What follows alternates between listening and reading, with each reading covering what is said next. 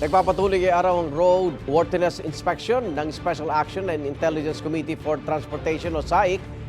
Tinigita ng ilang tsuper dahil sa iba't ibang paglabag. Live sa Quezon City, may unang balita si Jomer Apresto. Jomer! Igan, good morning. Narito ako sa bahagi ng Quezon Avenue kung saan nagsasagawa ng roadworthiness inspection sa mga PUV ang mga tauhan ng SAIC Special Operations Group. At para daw yan sa kaligtasan lalo na ng mga pasahero. Halos kararating lang ng SAIC Special Operations Group sa bahagi ng Quezon Avenue kanina, isang traditional jeepney kaagad ang kanilang pinara. Makikita kasi na pudpud na talaga ang dalawang gulong nito sa harap. Wala naman po akong masasabi lang kasi trabaho naman po nila yan eh.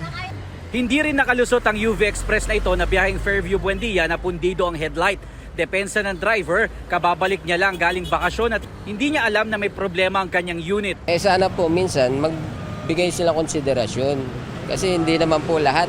Lalo na ngayon, hindi naman malaki kinikita na sa UV. Tinikitan pa rin siya ng SAIC. Ang UV Express naman na ito pinara dahil sa kanyang improvised plate. Sabi ng driver nito na wala kasi ang plaka ng van. Nakapagpakita naman siya ng mga updated na dokumento kaya pinaalis din siya. Ayon sa SAIC, mahalaga ang ganitong klase ng operasyon para matiyak ang seguridad ng publiko lalo na ng mga pasahero. Humingi naman ng paumanhin ng SAIC sa mga pasaherong naapektuhan sa kanilang operasyon.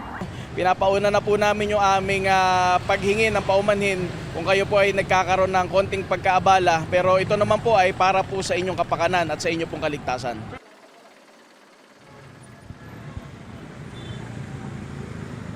Igan, sabi ng SAIC, hindi raw bababa sa 10 sasakyan ng kanilang nahuli na ngayong umaga. Kabilang na ang bus na nasa aking likuran. Dalawa ang violation niyan. Isa ang paggamit ng unauthorized na plaka o yung improvised na plaka na walang authorization galing sa LTO at yung unregistered vehicle. Hindi daw nakarehistro yan, kaya impounded ang nasabing bus. Bukod dyan, meron ding mga sasakyan na natikitan kanina, kabilang na ang dalawang traditional jeepney na pudpud ang gulong. Sabi ng SAIC, kung maaari raw, aaraw-arawin nila ang ganito klaseng operasyon para na rin sa kapakanan ng publiko.